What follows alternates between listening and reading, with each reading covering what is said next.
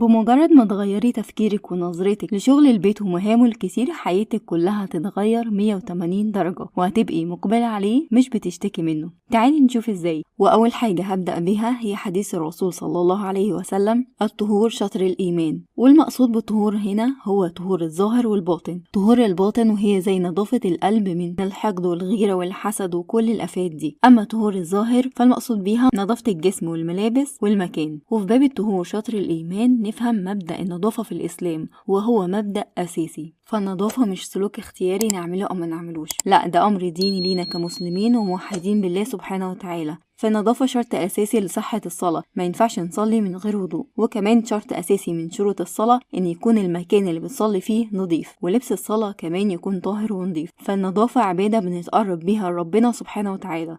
علشان كده اهتمامك بالبيت والحرص على نظافته دي ليها أجر كبير جدا عند ربنا. لكن